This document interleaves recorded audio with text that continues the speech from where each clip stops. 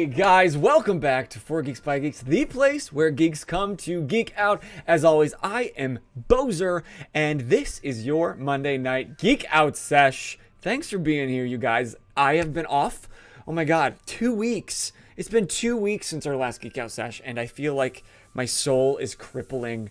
And so this is just like the waters of life. Thank you for being here. If this is your very first Geek Out Sesh, you can join us live here on Twitch, Monday nights, 8:30 Eastern Standard, or you can join after the fact on podcast or YouTube channel, 4 Geeks by Geeks. Check it out. And for those listening after the fact, thank you.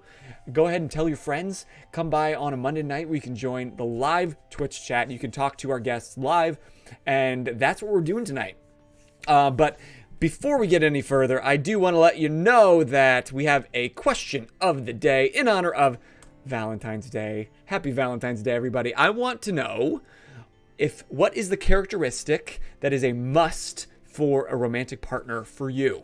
Because we all have different things that we need in that partner.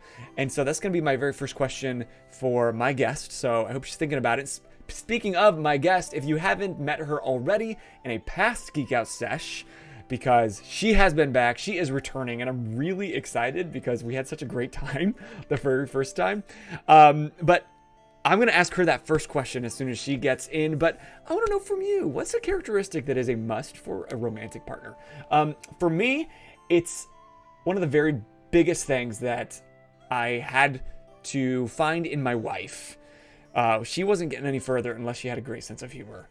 And I really needed her to make me laugh. And she does. She makes me laugh every day. Honestly, she's the funniest person I know. She's way funnier than me, if you can believe it. It's possible, and she is it. That's why I married her. But like I said, it's been 2 weeks, and I'm just aching. So I don't want to put it off anymore. I see you in the chat, so thank you. But we're gonna get right to it. These properties aren't right. I'm working on a new system. I'm just noticing my alignment's a little off, but whatever. We're going to make it work. It's fine. It's fine. But please give it up. I want everybody to drop some emojis, drop some fires. Let us hear you roar for my friend, Danielle M. Orsino. Say hello, Danielle. Hello, geeks. How are you? I'm so happy to be here. It's so great to see you again. How are you? I'm great. It's been a while. It feels like it's been a while, but also we talk so often on social media. Yes, I was there for your Christmas wrapping party. You were. Where I watched you wrap gifts. That's what we do nowadays. Yes. That's the goodness that's happening. But we just interact so often, and that's what I love about you is ever since we found each other's channels, we just continue to geek out with each other, and I think that's so much fun. I enjoy it very much, and I'm happy to be here. And I'm thrilled to be here. You were looking like a lovely queen tonight. I had to bring the Aurora realness and bring it straight from the cover of the second book just for you. The second book? You mean this book? That book, yes. This signed book with... Oh, wait, where is it? Yes. Where is it? There it's she like the is. third page in. There she is. That's right. Yes. I got a signed copy, y'all. Perks. Yes, you did. Perks of being a Twitch streamer. Exactly. I brought it just for you.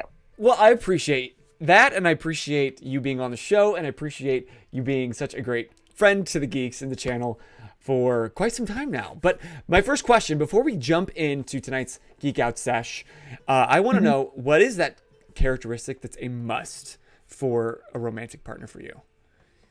Patience, because there's a lot of voices in this head. So you have to really have some patience to deal with it as a creative person. I'm sure you know. Yeah, an author's a pain in the ass to deal with. I'll be honest with you. You have to have patience because I write alone, I create alone. So I'm up in my cave writing, and sometimes you hear me yelling at the computer. No, they wouldn't do that. Why am I writing that? And then I got to back up. So just don't come in there. Just leave that alone. So yeah, you have to be patient with me because, like I said, a lot of voices in here. It's a Harley Quinn moment going on. Well, with so many Just, you know. characters that you've created living their lives inside your head, I can only imagine how many voices you're hearing. Do they keep you up at night? Yes, 100%. Yes, yes. I've had characters like in the middle of the night decide they're going to interrupt and be like, no, no, no, go write my story right now. I had one character who you will meet in book 3, where literally it was like 3 a.m. and the song Cherry Bomb just started going off in my head. And this little blonde character who was about 6 years old, Indiga, just skipping rope like through my head and just was like, get up. I'm now in the series. Go write my story. And she just out of nowhere, she came up. And it was kind of like that Eloise in the plaza. Sure. And she just got up and was like, my nickname is Little Big Mouth. And I'm just going to like rock this whole story and get up. And at 3 a.m. I was literally like writing down going, okay. And she was just dictating to me. She's like, I do this. And my best friend is named E. And this is what I do. And I was just sitting there going, okay, all right, I got it. All right, honey, I got you. And she was playing Cherry Bomb. That was the song that was going on in my head. And I'm like, all right, okay. And I just sat there writing going, all right, yep, gotcha. She's like, and I don't do this, I say this. And I'm like, all right, yep. So I mean this with absolute respect, because I am not a writer and I have no idea what it's like to be in the mind of a writer. But I ask this with respect. Are you ever worried that you're dealing with a form of psychosis? Oh, yeah. No, I there are times my father will, like, sometimes when I talk to him about it, he's like, you crazy. Like, he just looks at me You're like, nuts. he's like, there's something like, he's like, how do you come up with it? And there's a chance my dad's watching right now. So I'm just going to say, hi, Dad. And it's my stepmother's birthday today. So hi, Miko. Happy birthday. Just in case they actually figured out how Twitch works. Hi, guys. There you go. Yeah, they can always watch it back on YouTube or the podcast. Yeah. Happy birthday. Happy birthday, no, there Miko. are times where they're like, you're crazy. And yeah, there are times where I think like maybe I'm losing it. There's a slight chance I read way too many comic books. And yeah, you know, maybe Batman, Robin, Wonder Woman, and all the TV shows I watched as a kid finally have done their damage.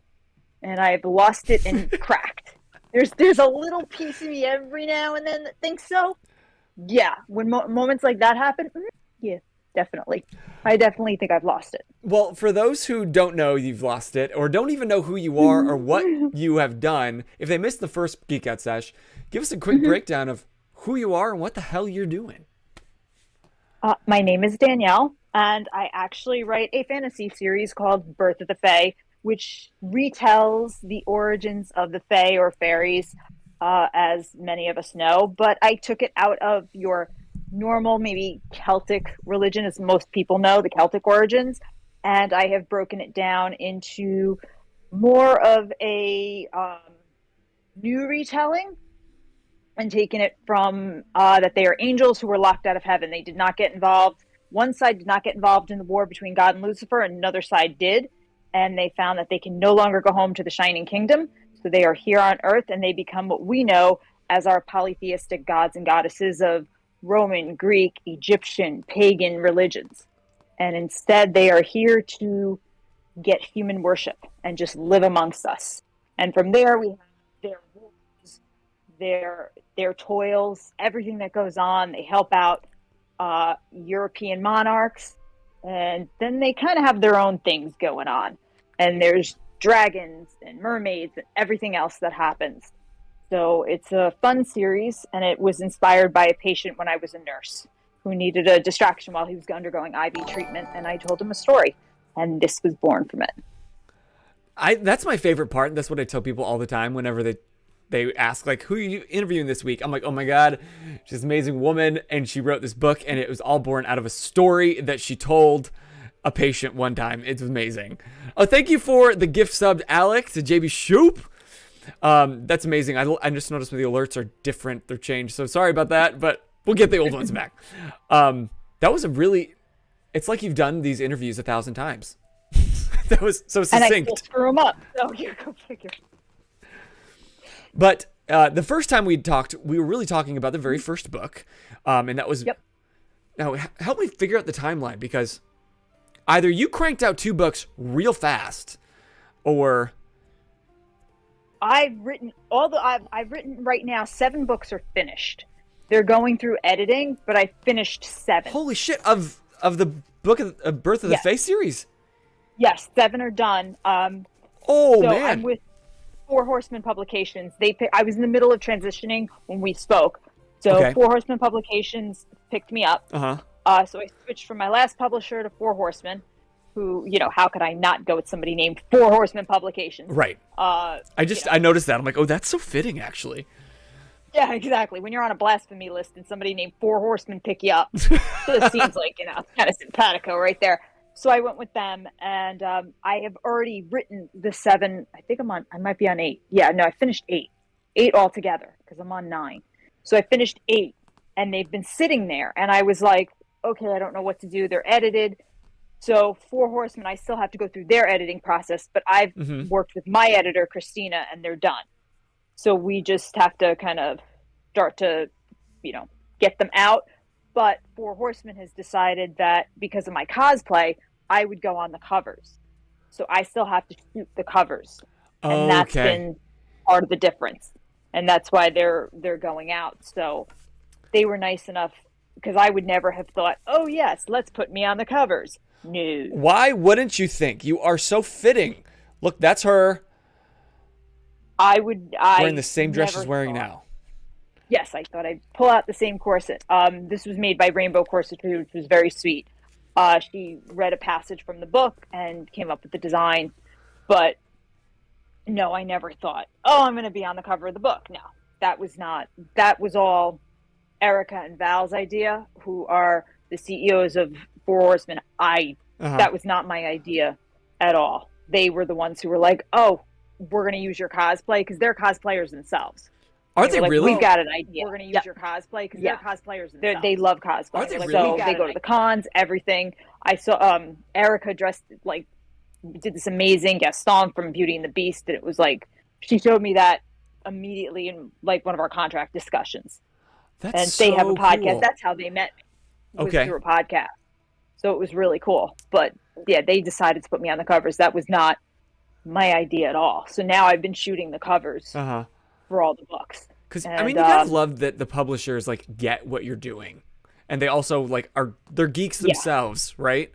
Exactly, and they understood it, which was not something that what publishers yeah, sure, let's throw you on the cover. Most of them are like, let's get the stock photo, let's do it this, we're going with the formula. Who would be like, yeah, let's take the author. Sure, you want to wear a tail? Great, let's throw you on the cover. From a cosplaying standpoint, where are you going to find somebody like that? Right. They were just throw you in a tail and topless. Exactly. Yeah, we're not, because I was telling them, I'm like, because they asked me about it. I said, it was 100 degrees that day. I'm like, the pasties I was wearing melted off. And they were just like, we got Photoshop. We'll throw some extra hair. It'll be fine. They were like, we'll just put the lettering across. You'll be good. Don't worry about it. I'm like, that's a lot of trust in your publisher. I couldn't believe it. And then I'm like, well, what are we going to do for the next one? And they were like, yeah, we'll do the same thing. Don't worry about it. And they were just like, just keep going with it. So I was like, all right. And then I think on the 3rd cover, the original picture they picked, I was kind of like, I wanted more of a sword picture. They were like, all right, tell us which one. They were just like, yeah, all right, pick it. That's really beautiful, actually. They were like, yeah, let's go with that. I told them I wanted to make sure there was a dragon, because my illustrator, Pandy Van, I said, I want her work featured, because we worked so closely to get the dragons just right. Yeah. And I said, I want to make sure she's featured. She's an artist. She's worked so hard and so close with me. And they were like, all right, let's put a dragon on the cover. And there's been a dragon on every cover so far. There's been a dragon on every cover. Book 4 is the first time I share it with Jarvok. We found a Jarvok. His name is George. Ooh. He's amazing. And that'll be the first time there isn't a dragon. There's Jarvok instead. And so we're really excited about that. But then Pandy's getting her own dragon novella, so she gets a cover just of dragons. So we made it up to Pandy one way or the other. So hold on. Back up a little bit. Yes. You said that you've now written 9 books. 3 are I'm on number 9. on Yes. number 9. 3 are published. Yep. The rest are in the works of getting edited and published, and the covers. What was the time span from writing Locked Out of Heaven, the first issue, all the way to, I guess you're not quite done with 9, but to today? I wrote a lot of them all at the same time, not knowing how to write. So let me back this up. So I wrote them. If you could see, nobody would believe what I did because I hand wrote them, first of all, because I didn't know what the hell I was doing. So I'd pick up it and I would start writing. What do you mean and I didn't hand say wrote? Like with a pen and paper? Yeah. Because I didn't know what I was doing. So I would just like pick it up and start writing a scene. Okay. And I didn't sit there and be like, oh, chapter 1. No, that's not how it went. The very first one I wrote was for what will be book 7. And it was this scene where it takes place present day. Agent Graham, which is actually my patient's literary persona, is presenting his findings to the DOD. Okay. And I started writing it, and he was talking about the Fae, and then I went, oh, people aren't going to know who the Fae is. Okay, and I threw that one down, picked up another journal, and went, the Fae are, and I started writing that, and I went, oh, they're not going to know. Okay, hold on, and picked up another journal and went, King Jarvok, and originally Jarvok's name was Farzak. Farzak? Yes. Okay. But when I got to the computer, I was too dyslexic, and Jarvok came out literally in my head. He went, yeah, I like that name better. And I went, yes, so do I. And that's how Jarvok, that's how he got his name. But that was once I hit the computer. And I started going, King Jarvok, leader of the Dark Fae. Wait a minute, how do you get the Dark Fae name? And I put that one down, picked up another one, and went, Power Brigade Angels. And that's literally how I started writing them. So there are journals everywhere with pieces of each book. Mm-hmm. And I would just start writing a scene. And when I got done with that scene or that chapter, I would just pick up another book and just move on to another one and start piecing it all together.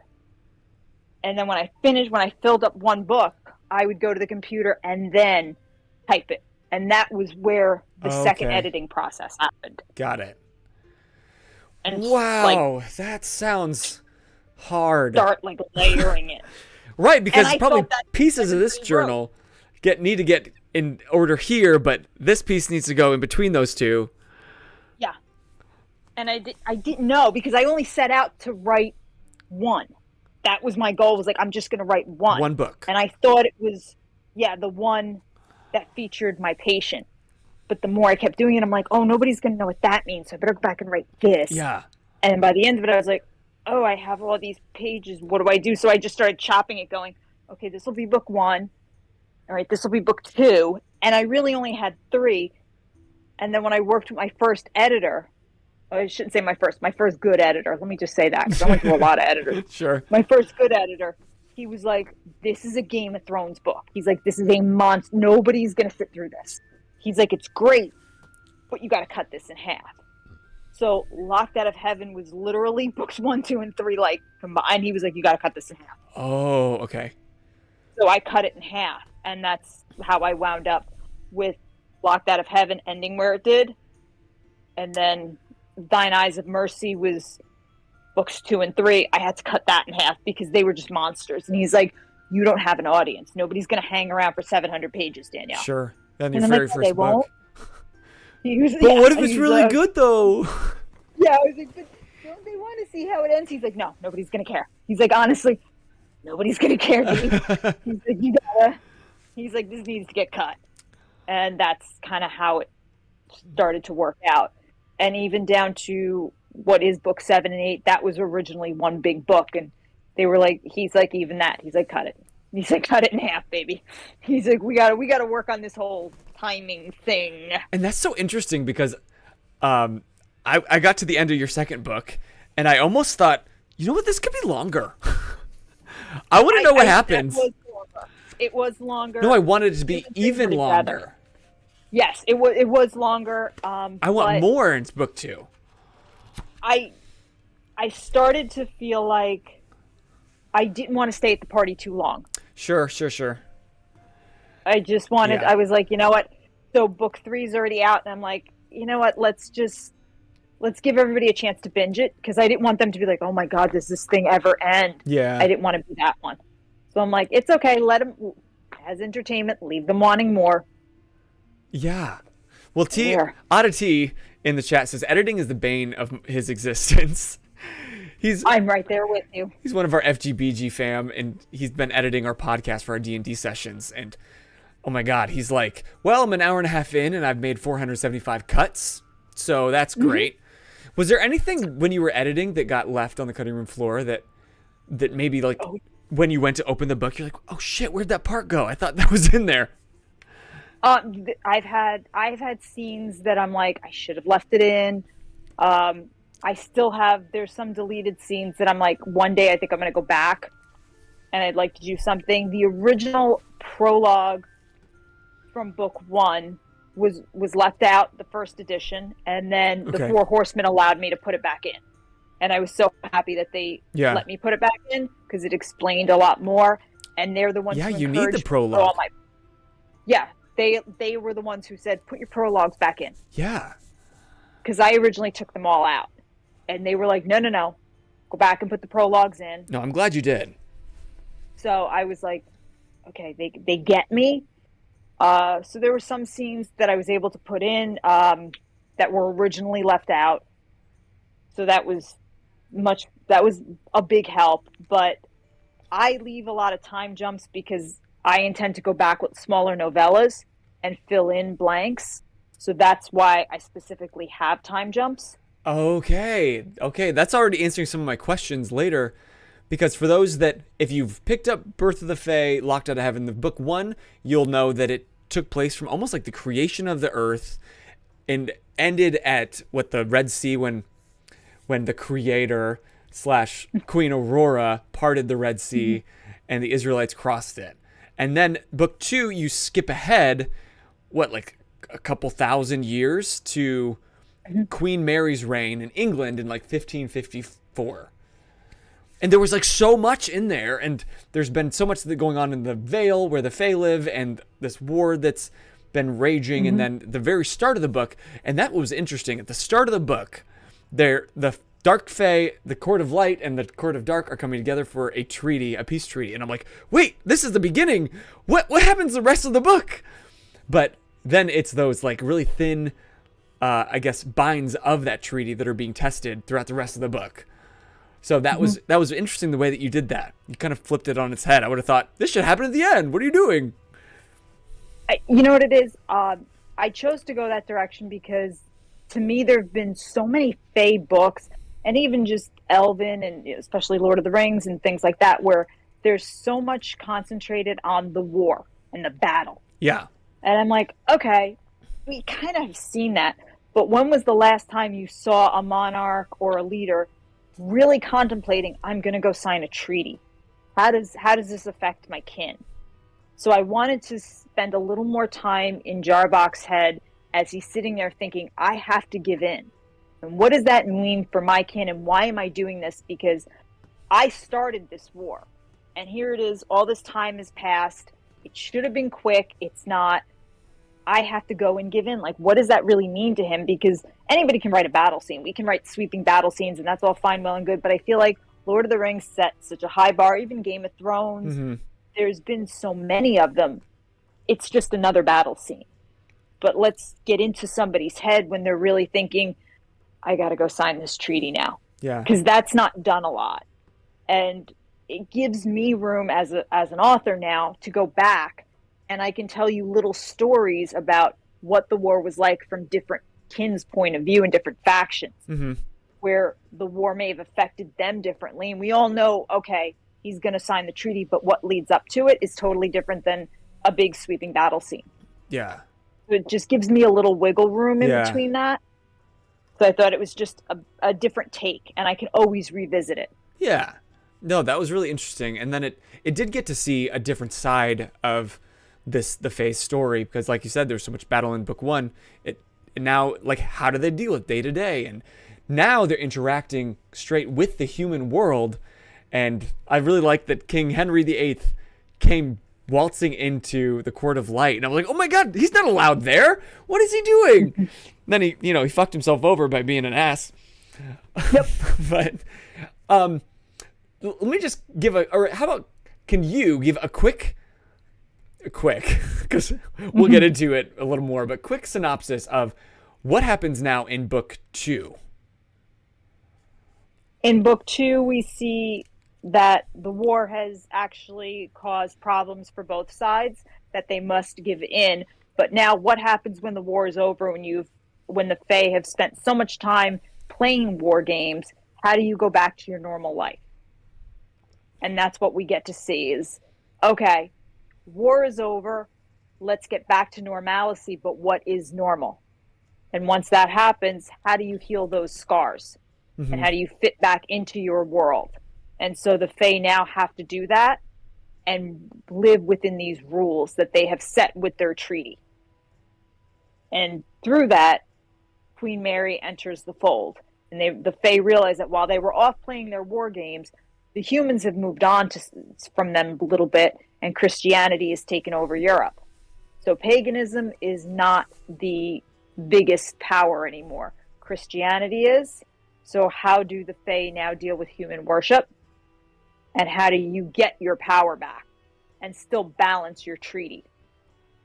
And then Aurora has to deal with the fact that maybe she's got some old wounds concerning the creator, and it's left her open to dealing with Mary in a way that wasn't so smart. And that put her kin at risk.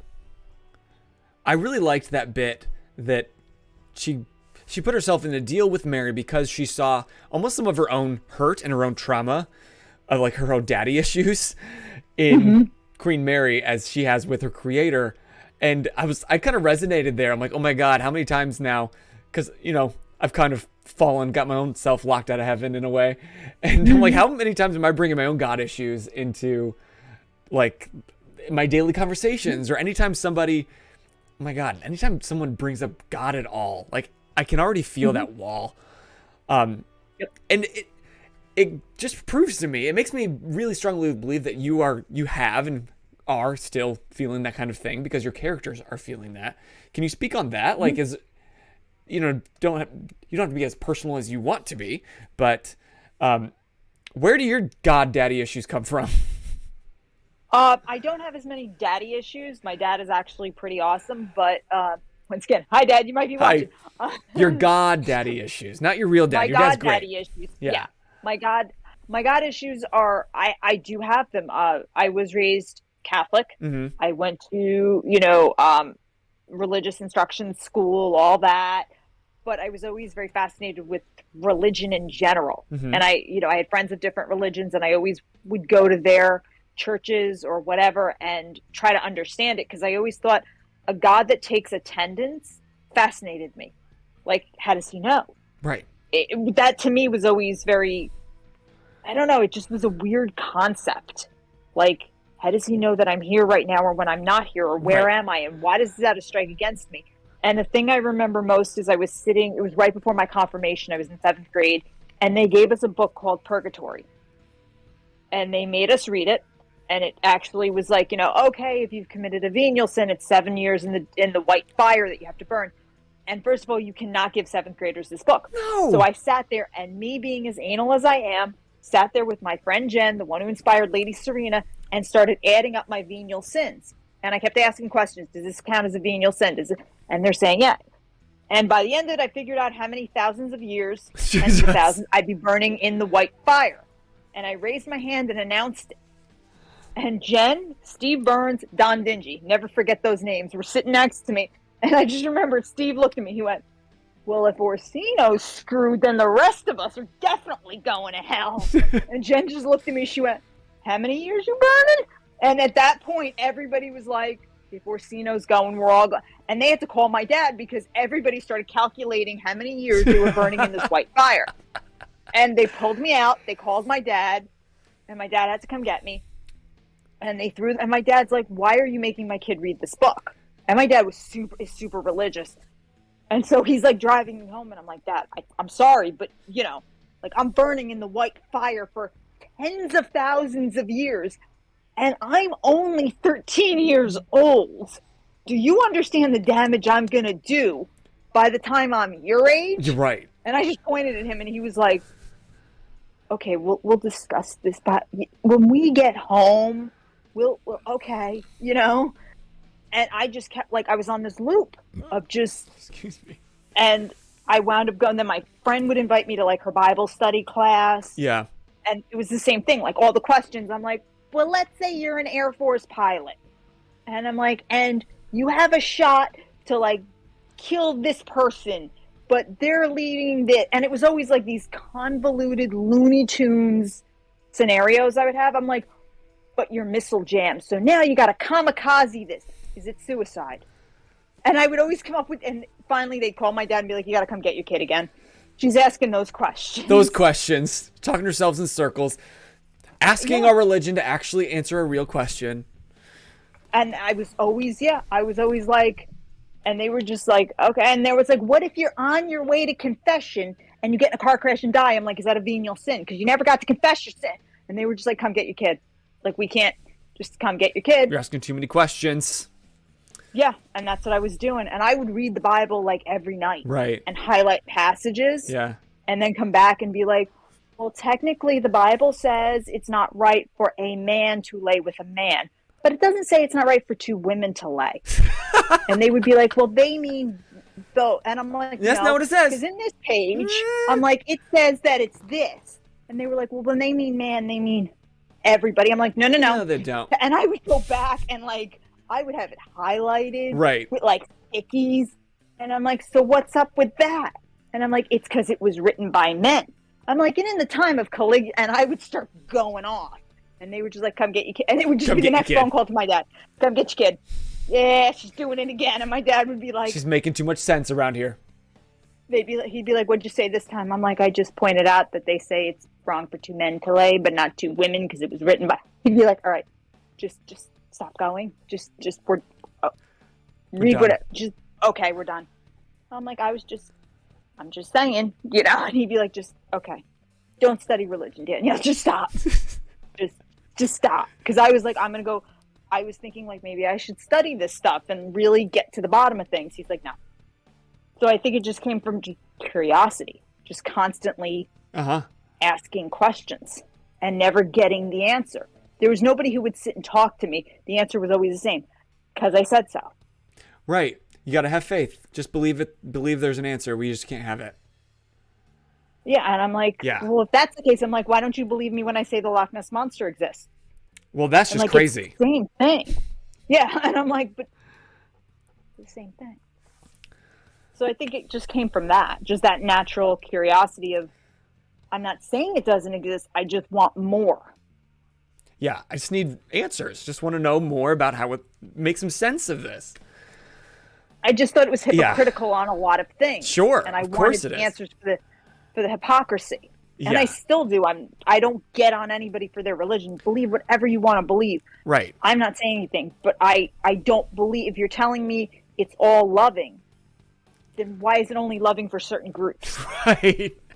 Like that was, and even as a kid, that just, I was like, why is it good for some but not? Yeah, that doesn't make sense. And I can almost feel all of this energy like pumped into the main character of Queen. Well, I guess in this book, not so much main character, but I think the driving force in a lot of these books, Queen Aurora. Oh, KJ Becker says those aren't God issues, they're religion issues, which is a really good point.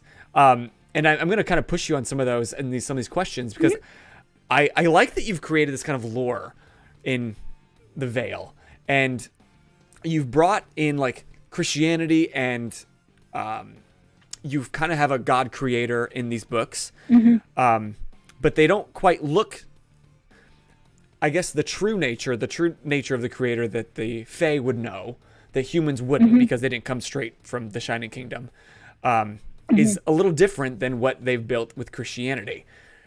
So, like I said, we've kind of skipped a lot from the book of the time of Moses to Queen Mary. But my question is, where does Jesus fall in that? In the lore, does he exist? We will, yes, that question will be answered in book 4. I did not skip Jesus the Jesus factor, as I call it, will appear in book 4. I will discuss it more, and the Fae do get involved after Aurora's run-in with Moses. She does decree that the Fae should be staying away from all the prophets and try to keep them away. But one of the Fae, decides, no, I've got to go. You know, when they hear of Jesus, they want to know, like, what's the deal? Is he the son? Is he not? So it is discussed much more in book 4, and I do take it head on, especially after being on 2 blasphemy lists. How could I not? Right. We go right in, and I do go right in on the Jesus factor. Okay. And I do actually have a chapter called Jesus, and then I do have a chapter called Religulous, and we just dive right in and go right after it. So I do, but it'll be in book 4 that it all kind of gels together. Okay, well, I've got to keep reading then, because I'm really curious just to see how you incorporate all that, how you deal with that. Yes, I answer that question completely on the different religions and how they play in. Because it would seem to me, at least in the lore of your books, that the Fae really know the closest definition of God and what that is. So while humans are building Christianity and building religions, if we were to be able to ask Queen Aurora or King Jarvak, who is God and what is God, what would they say? They would not acknowledge God as that. They would look and say, we know who the creator is, but God, we don't know who the God is that you speak of. To them, there is no God. There is a creator. Okay. But they would not acknowledge their creator as God, because to them, the creator is just somebody who abandoned them. So, they would look at and say, God, I don't know. Like, they would kind of laugh and say, keep praying and do what you do, silly human. But the creator is the person that stuck us here, the being that stuck us here and has turned his back on us. But, talk to Lucifer and then we'll talk a little more. They would kind of just make fun of it. Okay. But it's interesting only because Becker and I have had kind of conversations like this. She's in the chat about like the difference between religion and God. And nowadays when you talk about God, a lot of us go right to like that Catholic God or that Christian God or that Baptist God. But it seems like the Fae would define it like the creator is so much bigger and more internal. It's more of a universal energy. Right. And like Alwyn, how do you say his name? The bishop? Alwyn. Bishop Alwyn. He kind of is a driving force of this book because he spends considerable time with Queen Mary Marjorie. And then her servant Marjorie, who became kind of his ward, I guess. But I can almost feel you teaching us about what like God really is or what the creator really means through Alwyn to Marjorie. Talk a little bit about that. Like, what would he teach to Marjorie? I think Alwyn's purpose, and I think Alwyn and Marjorie are both teaching each other. Because for a while, Alwyn is an Earthborn Fae. He was not born of the Shiny Kingdom. So he has a very different view on everything. It's a little fresher. It's a little more organic. Okay. And he comes in with a different attitude. His whole thing is that he is not aware of how the humans view gods in general, and God, Christianity, and even the pagan gods. He is not aware that, okay, there are people out there that feel paganism is wrong. It's witchcraft. That's bad. And that to be a servant or to be poor means that their Christian God viewed them as lesser and they've done something bad. And so their God must be mad at them for putting them in this lower position. Right. So he's very taken back. How could they think this way?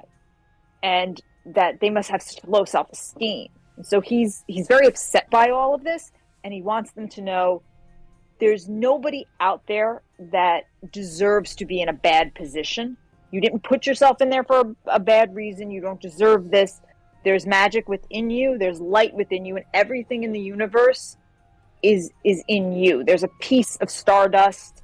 There's a piece of the celestial heavens in you, and you can rise up. You can bring yourself out of these positions, but nobody puts you there.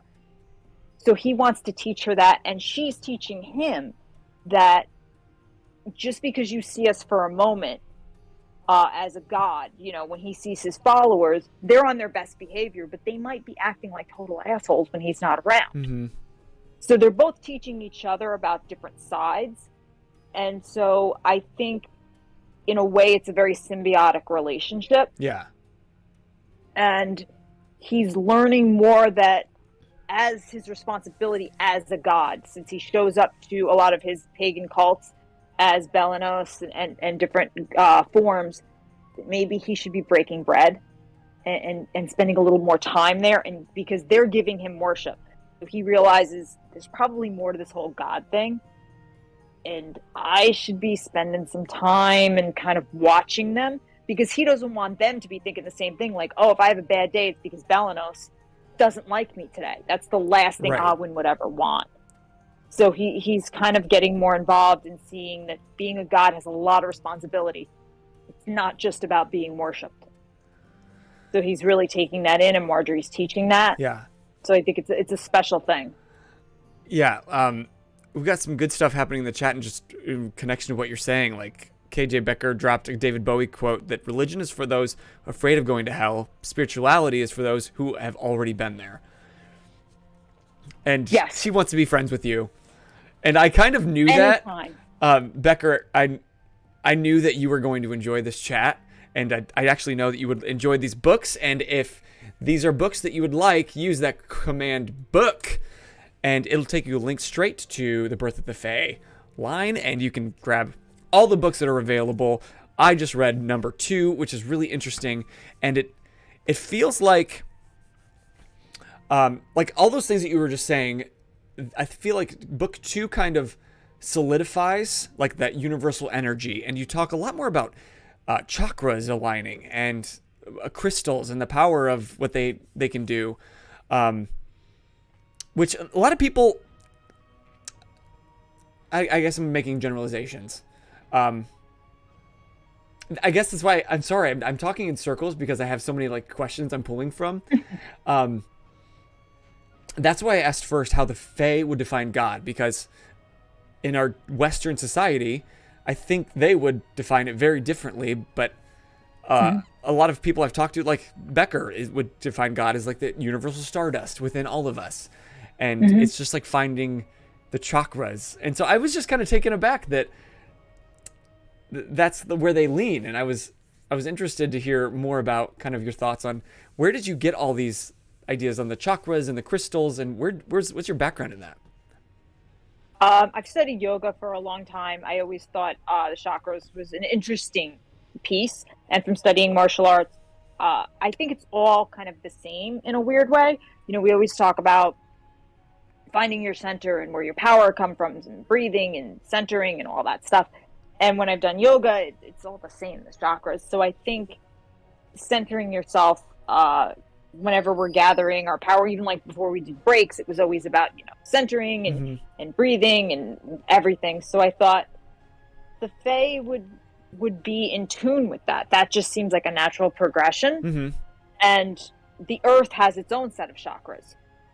So out of all the beings I could think of, I would think the Fae would be in tune with the earth's chakras. So I thought meshing them seemed to make a lot of sense for me. And I don't know if other authors who write about the Fae believe that or not. I'm not 100% sure. But, you know, when you start kind of going through Kabbalah and all that, and I'm not going to get into the whole Madonna Kabbalah thing or the religious Kabbalah thing, but, you know, the chakras all line up with it. So it just seemed like a natural blend of it. So to me, that made a lot of sense when dealing with elemental magic. And the chakras line up with the elements. So like I said, with me, that seemed to be a natural progression. Sure. Yeah. When I was trying to figure out the magical systems. And in upcoming books, I discuss like the healers dealing with the chakras, and they use the chakras to define where they're at. Like, you know, a certain level of chakras is a tonic girl, a tincture, you know, they see chakras at a certain level, auras, that kind of thing. So I use that as my basis and built up from there. Because I would think if your chakras are lined up in balance, then you should be able to open it up and tap into everything that, you know, you have to offer. Right. Like if your chakras are aligned with, especially with the earth chakras, then the elements are just right there for your disposal. Right. That's how I saw it. Interesting. We got some people tuning in about the must and the partner, and Oceana says, hi. Oddity says Oceana is the ideal partner. Ooh. No, just kidding, Oddity. I know you're just saying hi. KJ Becker said it's a must to be on the same wavelength / frequency so that communication isn't hard. Do you believe that in your day-to-day life? Oh, yes. Communication, I think 110%. Communication is key. I have to be able to say what I feel, but there's always a caveat, because I think nowadays I've noticed, and I don't know, maybe everybody else can kind of chime in on this. Mm-hmm. I think sometimes people kind of go, I'm just being honest, and they just kind of say whatever they want. Sure. And sometimes it's not the nicest. Sure. And then it's just like, well, that's just being me. I'm just being honest, whether you can take it or not. Just doing me, so living to hunt it. Yeah. You know, and I think it's like, no, you're just being rude. Just being a jerk. Yeah. So I think communication and having that tact is key. So I agree. I have a question about why you started book 2 in the time that you did, because like you skipped so much history. Why land here in the time of King Henry VIII into Queen Mary? I always liked, I mean, a lot of people are obsessed with the Tudors, and I get it. Mm-hmm. But Elizabethan times, there's been a lot done on Queen Elizabeth. Obviously, there's been a lot done on King Henry. But Queen Mary, there was this weird spot where there wasn't a lot on her. And I thought she was really interesting. Bloody Mary, I mean, you know, right there, you kind of have my attention. So I thought it was just an interesting time frame where I could go in a bunch of different ways. Okay. And I loved her whole phantom pregnancy. I just thought that was like really kind of cool. And that's historically accurate, right? Yes. She had a phantom pregnancy. She walked around saying she was pregnant. Like that was all that birth date, all of that, 100% true. So I thought, as a nurse, I was like, I could really have some fun with that. Yeah. So I thought I could play with that a little bit. The time frame, I wanted to give myself a really good cushion to do novellas in between. And I had some ideas already. Oh, okay. So I wanted to have a little bit of cushion. You know, I have like the Battle of Secor Valley that takes place before that, the Battle of Dristan. So there's some other battles that have taken place in between the two books that I intend to write on. I'm actually already writing a novella right now that takes place between that. So you just wanted to create some more space for the story to take all the different paths that it could. Yeah, there's different characters I want to kind of do. And I wanted a little bit of, like I said, a little cushion. And I do like Queen Mary. I just think there's a lot to that time frame. Is this, I'm pulling out something that you sent when you sent me the book. Okay. I love this little bookmark that you sent. On one side, it's you. And it says, one queen will reign supreme. Mm-hmm. And your dress is Queen Aurora, Court of Light. Mm-hmm. But on the other, is this a real painting? That's really Queen Mary. Okay. Yes, it's really Queen Mary, but this is like a real painting. Like, that's painting. Did you Photoshop that's public property. So even that brooch that she's wearing, the necklace? Yes. Because there's a moment in the book where Aurora's having a gift made for Queen Mary, and she has this little gnome, great artist, to create this jewel. And as she's describing it, I was like, wait, I've seen that. And I pulled this out. I was like, oh, she's wearing it. And so I just was like, did you fashion that off this painting, or did you do something on the painting? No, I did the brooch in my head first, and then I found her portrait, and I was like, oh wow, that kind of all right, cool. That was like a good little. You did it in your head first, and then this just happened to exist. And then that just happened. Yeah, I hadn't found her portrait yet. No way. That was like a good little like. That's wild. Yeah, that was luck. That's pure luck. Not luck. It's frequency. It's you were in tap with the universe. So yeah, we were good on that. That's So wild. yeah. That's cool. I just have now we're in the section where these are questions that I had while I was reading the book. Like, in this book, it's very interesting. The idea of these oracles who have like kind of a positive and a negative, almost like not in a negative sense, but like a photograph has a negative. It's like a copy. Yes. Yep. But those, correct me if I'm wrong, those weren't around in book 1.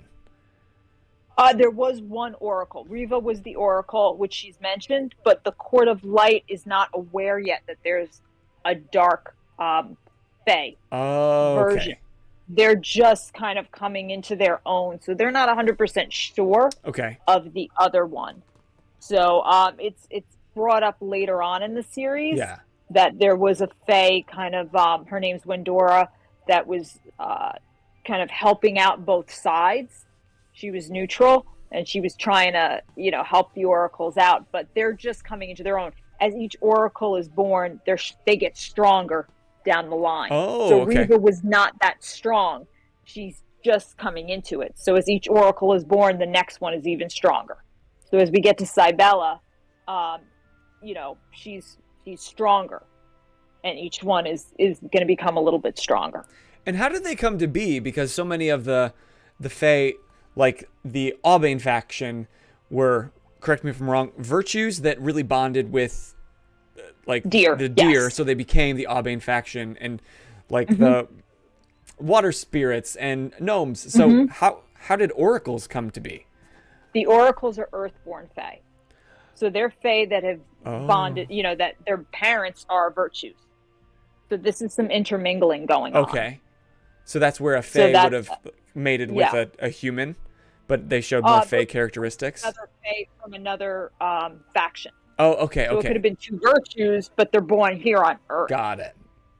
Yeah. So now we're starting to get into, now you've been on Earth for a while. Yeah. So different things are happening, and it's part of just being here. So the oracles are a little different, and that's why they always say, the oracles don't bend by, don't go by these rules. So it's just clairvoyancy. It's different things that are happening here. Yeah. It's different frequencies. Now they've been here. So, the mother and the father, you might have a father who bonded with a ward, but the mother stayed in full virtue status. And we have the oracle. Okay. So it's different things like that, or they're just, this is one of those, psychic gifted moments where you can't kind of predict how it's going to happen. Or we will learn of the shadow realm, which is coming up in book 4. Like from Yu-Gi-Oh? And that's a different. No, not quite from Yu-Gi-Oh, but it's another level. So interesting. Okay. Learning about book that. 4. Book 4. Oh, come on! You put all the good stuff in book 4. You know what? You'll meet 2 from the Shadow Realm in book 3. Okay. So we're kind of getting there. I got to build it. It's layers upon layers. Keep us coming back for more. Yes.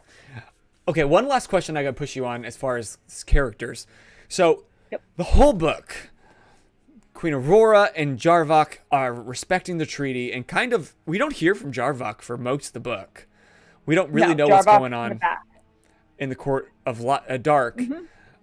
Even though now the Weepers, his Weeper army, I know that I'm using all this great lingo, y'all that haven't read the book, so go read the books. These are great books. But his Weeper army now have a purpose that we don't get to see any of that enact in book 2, at least.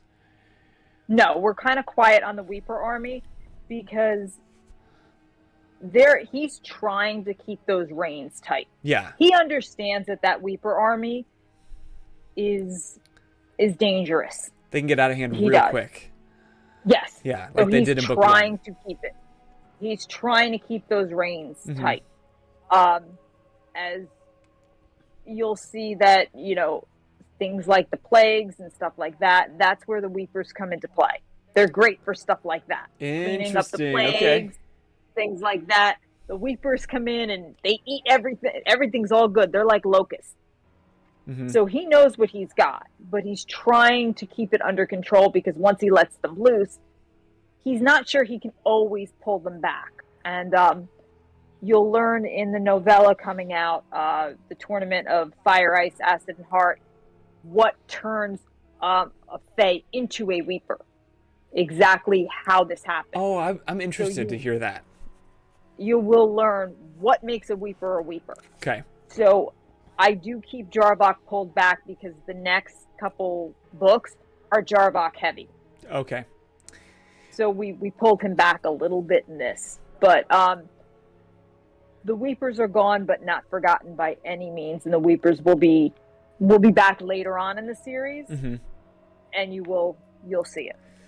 Okay, that's great, because I've always wondered how a fae becomes a weeper. It seems like such a drastic contrast between a power brigade angel and a weeper. But so they've been separate this whole book for the most part, and then they come together towards the end, have a close call of maybe destroying the treaty, but then it ends up okay. But at the end, not to spoil, I'm not going to give any specifics. I don't want to spoil the ending, but it seems like it goes south. It goes south so quick. So what's behind that? Because it feels like if it was going to go south, it should have gone south maybe during the first meeting, but it didn't. Jarvok doesn't know when to just leave well enough alone. He just doesn't. He shows up, and what really should be just that one little comment that you would think wouldn't annoy anybody, when you look at it from her point of view, she's just had enough. Here she is. She enacts her vengeance on Mary, which in her eyes, she's kind of Aurora's patting herself on the back. Like, yeah, I just got it. Yeah. Like, I just did this for my good friend. And she is so proud of herself.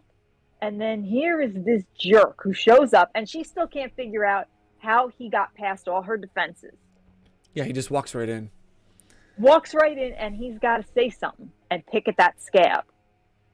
And that just, she's already on the edge. She's so close to that edge. And all he's got to do is say one thing. And it's like, have you ever had one of those days where you're just hanging on by a thread? Yeah. And you're like, I just want to get home.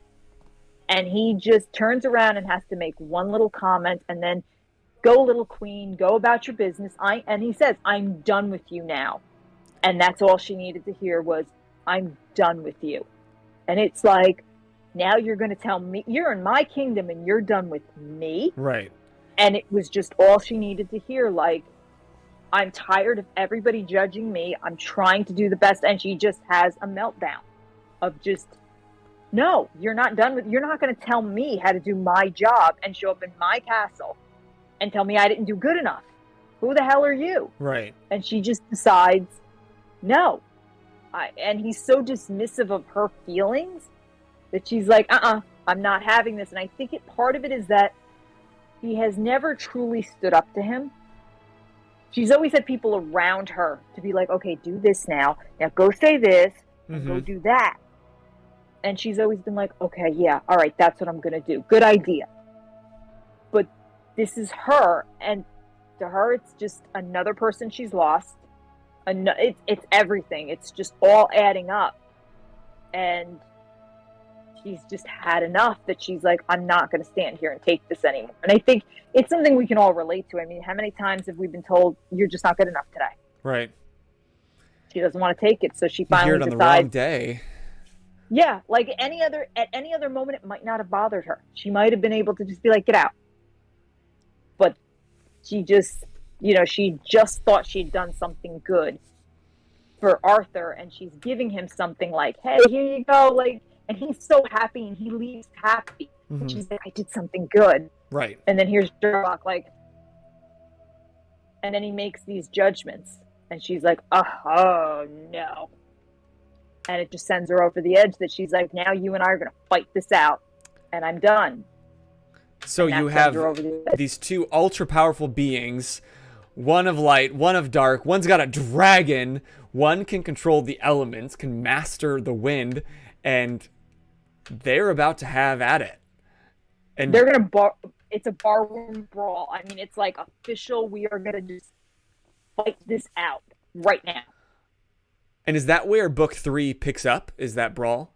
Book 3 picks up exactly that moment. Exactly when Jarvok steps up and says, we are ending this right now. That's exactly as it starts. It starts exactly when he says, "Let's go," and she just is like, "All right, let's fighting this out. Let's go." Oof. Well, I'm excited to There's see no- what happens next. Well, it just so happens I'm holding the next one right here for you. Let's make you big. From the Ashes. Who's that on the cover? That is Desdemona with her Harbinger sword, and that is Vapor Dragor in all his glory standing behind her. Oh, damn. Oh, damn. So he is ready to go, and they're ready to rock. That's awesome. I'm excited. And if you guys are getting excited, go ahead and use that command, book. And you can pick up your own copy. That'll take you straight to the link of book 2. But you can easily pick up 1 or 3 there. And focus. You can see the lovely Danielle M. Orsino on the cover of her book, dressed as Queen Aurora. With which dragon is this? That's Dragor Okay. normally, but on book 3 we have him in his vapor form. He can turn into a vapor form? Him and Jarvok can meld and become one. Like a freaking Power Ranger? Yes. That's pretty amazing. Much. An organic Power Ranger with a Organic living, Power breathing Ranger. mech. Yep. It's a little crazy. That's He's awesome. the only one that you can do it with. So, yeah, I gave you, I had to give my little nods where I could. Yeah, there's always something else. And that was it. It always gets escalated. Each book, the power gets stronger. It's just Jarvok and Dragor are the only ones who can do that. But I do have a carnivorous eating butterfly. I have a carnivorous butterfly in book 5 that we meet. But I had to go up 1. Of course. It's just it's like an anime. It's like any good anime. It just keeps getting more intense, more intense, more intense. The next one. Oh, you're gonna write an anime next? An anime. I've written the script for book 1. For oh, you're gonna turn these books into an anime? That's our goal. Shut your mouth. I finished the script, the pilot. Up. That would be so fucking cool. And there were moments. I think it was the first moment when Aurora was in her private chambers, and I think she was unleashing on King Henry.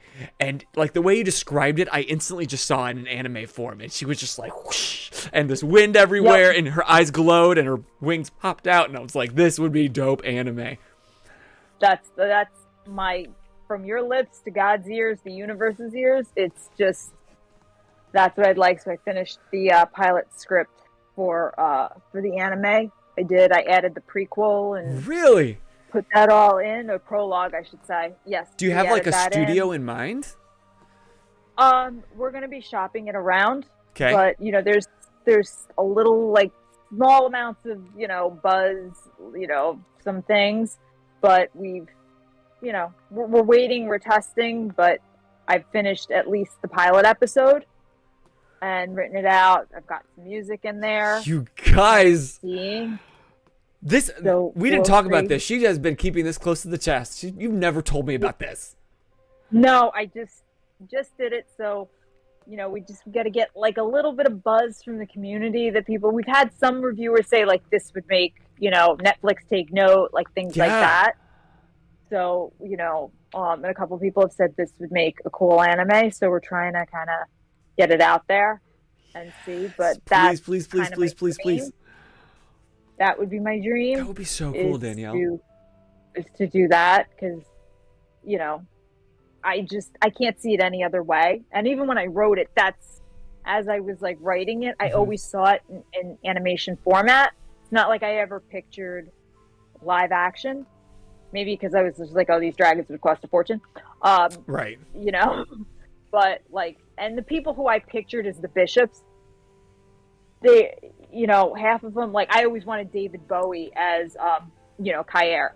I was like, if I had my choice, I was like, okay, Sting would be Geddes, Kaer would be David Bowie. I'm like, Andrew Garfield would be Awin. I'm like, and I would want Orlando Bloom as Bishop Ward because Bloom would never play like an asshole. Yeah. And I'm like, and that's who I would want. And like, so half the people I would want, They're not lining up. Like this is a David fun Bowie, game. I Keep can't going. get. Who would play But Aurora? that's who I'd want. Aurora, to be honest, I want Zoe Kravitz. Okay, help me out. Catwoman. Ooh. Okay, Yeah. that would be cool.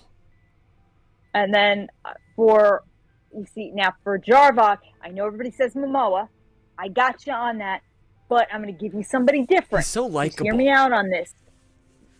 Idris Elba. Hell yeah. Hell yeah. Because he's just intimidating. He is. Everything he does. Even in the office. He's just like, you just don't want to mess with him. No. Like, who wants to mess with him? Yeah. That's a great idea. Now I'm just trying to picture the white hair on Idris Elba. Right. And then you immediately go to Henry Cavill from The Witcher. Like, you just got to go to him for, and I get it. Trust me, I wouldn't kick him out. But, Right. And for Zion, I always thought I'd want somebody. There's a couple guys I've always kind of seen, but I thought about, and I can't think, the guy who played from Snake Eyes, Henry Golding. We got Crazy Rich Asians. I always thought of him. Oh, okay. Yeah, that's who I always thought. And then Priyanka Chopra was another person I thought for Asa. Mm-hmm. Help me out. So Nick Jonas's wife. Oh, yeah. Yeah, I thought of her for that's who I thought of for Asa. Okay. So I had like a bunch of crazy people in my head. Yeah. I'd love to see this for- movie happen, though. And then I always thought give Drew Barrymore something because she inspired, Aurora so many times. I'm like, but she doesn't want to act anymore. So, Yeah, but she's too I busy on her always kind TV of show. yeah, because she's got a talk show and now she's like, Uh-huh. take me seriously. And I'm like, come on, Drew, just do something. But I'm like, maybe we could get her to voice Aurora. And then, Do you of want course, that really, Dream. though? Oh, she's got a good voice. Does But she? then Dream, Gal as Desdemona. Ooh, hell yeah. Because everybody would expect her to be Aurora. So then you throw her in as Desdemona and nobody sees that coming. Yeah. You see? See, y'all don't even know who we're talking about. You got to go get the books. You got to learn who these people are. Everybody's like, oh, what are you saying? It's all going to make But, yeah. sense. So, that's what I would do. Okay. That's the dream. Oh, there's one question that I forgot to ask that we're talking about who would play who. Who do you feel you would put your personal personality into? Which character?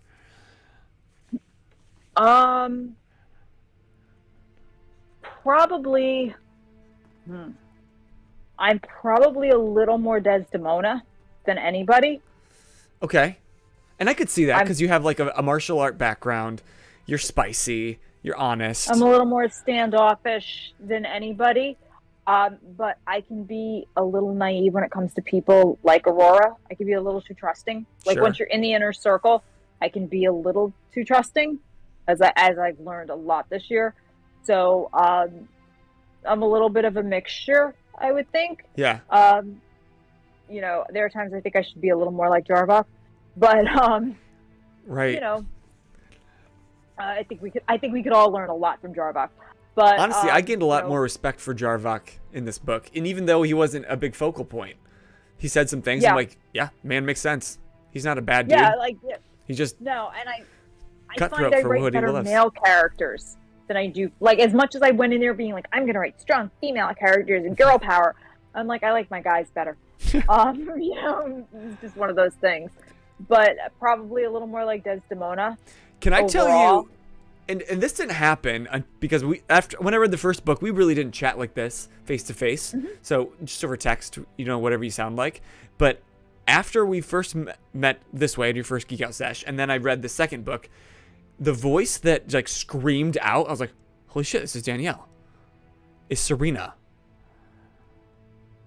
That's funny. Serena is my best friend from high school, Jennifer. 100%. Like, that's myself and Jen in high school. Like, that's who Serena is. Her and I together. Like, And she's probably so much a those piece of you at this point. oh yeah. Yeah. Jen and I talk every week, and we still laugh about the same dumb shit. It's those conversations on the beach, everything are taken directly from our conversations as kids. And I've known her since 6th grade. So it's all the same. I mean, going to New Kids on the Block concerts. Hell yeah. My age. You know, everything, going to prom, all of it, all of our dumb schemes, you know, convincing each other, yeah, this is totally a great plan. Yeah, we'll totally get into the bar. Yeah, that's us. Just all of it, you know. Her, like, I could be going down in flames and she's there with pom-poms going, you're doing so good. Oh my God, such a good idea. Yeah, that's totally her. Everything. And that makes sense why you just screamed out in Serena's character. She just was like such the down-to-earth character. Like, she just spoke things so plainly, not like royally or queenly like Aurora had been doing, that I'm just like, that's Danielle. She's just straight shooting. She's just saying things like it is. She's Serena. Oh my God, I bet she wrote herself as Serena. And that's interesting that you didn't even. No, that's me and Jen. If I needed to hear something like no BS, I ask her, and she's probably the person that I think everybody has this type of person, the one person who holds you accountable. Like, you know, the face you put on for people, you know? And then there's that one friend where you're like, okay, this is what I did. All right, let me just tell you. Yeah, and they're just like, why did you do it? And you're like, this is why I did it, you know? And they tell you. That's Jen. Like, she holds me accountable. I hold her accountable. There's no BS. It's just, this is it. This is what I did. Right. Or what I didn't do. Or this person treated me this way. And, you know, she's the one who's being like, that bitch. Why don't, you know, blah, blah, blah. And she'll be like, but you know what you did. You know, like, she's just that person. There's no trappings. There's no nothing. You know, we always make the joke, like, is it time to bring the chassis into the shop? You know, like when it's time to go for Botox or something, I'll be like, it's time to bring the chassis into the shop. She's like, send me the picture and I'll tell you. And I'm like, okay, good. You know, like, it's time for honesty and whatever. And, you know, I was not one of the cool kids in high school. Jen was. Jen's gorgeous. Like, she blonde? I was not one of those. Yes. Like Serena? Blonde, green eyes. She looks like Jennifer Aniston. Like, she was always hot. Serena's the mermaid on your upper left corner over your left shoulder over here. Yes. That's Serena. Yeah. That's Serena. Just so y'all have someone we're talking just, about. You know, like, she's just, you know, she was always that hot friend in high school. Yeah. You know, that you were just like, if you hang next to her, you either your hotness factor goes up just a smidge because you're next to her, and then it goes down a bunch because you're next to her. You know, that's it. Like, you know, it's one of those situations. But she's like the sweetest person where she's beautiful on the inside and outside. But like, we've just been, like I said, since 6th grade, I've known her. So we just get each other, and I mean, I love her, but she'll tell it like it is. And there's no like, let me tell you nice. No, she's just like, why are you wearing that? Just straight face, like, what the fuck? What is this? What are you doing? And that makes so much sense looking at Serena and Aurora's relationship, is they have that. And in the book one, that's one of the, well, after she becomes queen, that's one of the few places where she goes down to the lake and sees Serena, and she just is completely honest with no guards up like she does every other time in court. So that's really cool. I love that. I was wrong, but I like your answer even better. It's a little bit of everything there. But yeah, it's been like that, and I carried her through a lot of the books, even in other characters. But yeah, some of the crap we've gotten into, it leaks in. It leaks in throughout it. And you know, she's, even when I wrote the books, I was like, look, I'm writing a book. And she was, you know, I'm like, here it comes. And she's like, that's awesome. She's like, with all the voices you have in your head, she's like, you totally should be writing a book. I'm like, oh, okay, cool. Well, then I definitely should then. I was like, all right, cool. She's like, yeah, no, you're strange. That works. You're strange. Awesome. Yeah. Everyone needs a friend that just calls you out as being strange. Yeah. She's like, you're smart. But yeah, no, that makes sense. She's like, cool. So I'm like, great. Awesome. Let's go. That's awesome. Well, guys, I know that we're running close to the end of our Geek Out sesh, and I just was too interested in keeping talking about the book that I know I kind of had a game planned, but I was like, well, screw that. I'm just going to keep talking about the book. So sorry if you tuned in for the game. I'm sorry, we're not playing it. We just talked. But again, please do use command book to get her book, or just use command, not fa, oh god, fae. Just go follow her on Instagram and follow along the journey and join be one of the 12,000 followers over on her Instagram channel to this, just loving the shit out of what she's making. And you've got so much more coming down the pipe. Like she said it earlier, if you missed it, we're talking about book 2. She's already published book 3, and she's currently working on book 9, plus some other novellas, plus this might become an anime, plus we're going to get Gal Gadot in the movie. It's going to be amazing. I have oracle cards coming out, actually. Oracle cards? What do you mean oracle cards? Like tarot cards? Yes. My dad is going to be in it. My dad, who inspired Hoggle, is actually with my Uncle Ronnie, who is Marco from book 1, has agreed to pose for the oracle cards, which for me is a very big deal because my dad was afraid he was going to look like Super Mario Brothers. And so I have changed Hoggle from overalls to a blacksmith apron because my dad refused to put the overalls on. So we're changing it to a blacksmith apron so he doesn't look like Mario. Which I have to, I got to concede on something. So yeah, my dad is going to star in the oracle cards, and we are coming out with that hopefully by the end of the year. We're doing the photo shoots right now as we speak. And these would be like tarot cards that you can purchase and use. Yes, they're oracle cards, and they'll actually go along with the book, because once you get into book 5, the oracles have their own cards that will happen during a reading, and they will go along with it.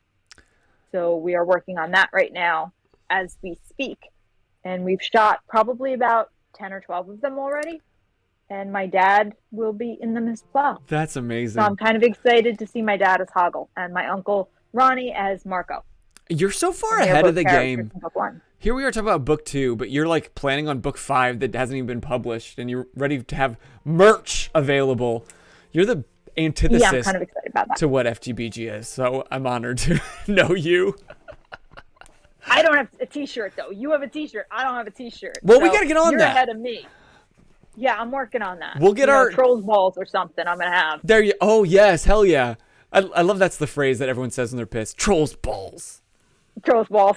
I had to come up with something. Goblin's ass and trolls balls. Yeah. It's all I could curse with. Damn it to Lucifer. Trolls balls. Goblin's ass. That's all I got. Well, hey, as we are kind of wrapping things up, y'all, in the chat, if you have anybody that you'd like to take this energy to raid, please suggest them below. Otherwise, I'm going to make an executive decision here in a minute. But my last question, at least on stream, because I might have some more off. What is the message that you want people to walk away from book 2 with? I think the biggest message I want them to walk away with is to trust in yourself, which is what Awin was trying to tell Marjorie, was to just trust in yourself and believe that any situation can be changed with enough self-love and belief. And I think that was the biggest thing. And obviously compassion, which was Awin's message to Aurora, was to have a little compassion for whomever crosses their path. And that was the overall message of book 2, compassion, which I think we could all use a little bit more of in this world. Which is exactly what Awin tells Aurora with his last breath. Yes, compassion. And I think, like I said, I think we could all use a little more of that. Yeah, I think you're right. Well, Danielle, this has been amazing. Again, thanks for being my first returning guest on a Geek Out sesh. Thank you so much for having me. I hope I did not bore all the geeks out there who were listening to me go on and on about a book. And they're not like, oh my God, she's killing me. I hope not. No! So thank you for joining me. You were the last thing from boring. If anything, I hope it just made all of you want to go buy her book. And as you should. And if you are enjoying tonight, and if you have enjoyed tonight, please come back and join us next Monday when we talk to a channel, no lie, called For Nerds by Nerds. They were it was right there, and I had to. I couldn't not. I was like, will you come on my show? Let's talk about you. Get out of here, really? So come back for our negative For Nerds by Nerds, which is what my mom thinks my channel's called anyway. Wow. So we do this every Monday. We talk about cosplay, we talk about writing books, we talk about video games. We just geek out to geek out. And if you are looking for a safe place to do that and just some fun people to hang out with, then please join the Discord. And there's tons of people here in the chat that are ready to hang out with you whenever you have all this energy that you just have to unload onto someone. We are there for you. And then, of course, on Wednesdays, you can watch T as he paints minis. He's got a really great, huge dragon he's going to be painting this week that I'm excited about. And then Thursdays is our ongoing pre-recorded D&D session. It's pre-recorded for content quality, but we will be in the chat hanging out with you. And I think it's going really well. I'm excited on how it's been going. I think our characters are going to end up at their first port, so that should be exciting. But we're going to get ready to raid. I know I had it going, but I canceled it because I had too much to say. B-deck. Is that it? Is that it? Did I do it right? Okay, there we go. But as always, I am Boser. Who are you? Oh no, she froze. Oh no, I'm here. Oh, she's there. I got it now. There yeah, she is. Here. As always, I'm Boser. Who are you? I'm Danielle. Yes! And until next time, you just keep geeking out. There it is. Good night.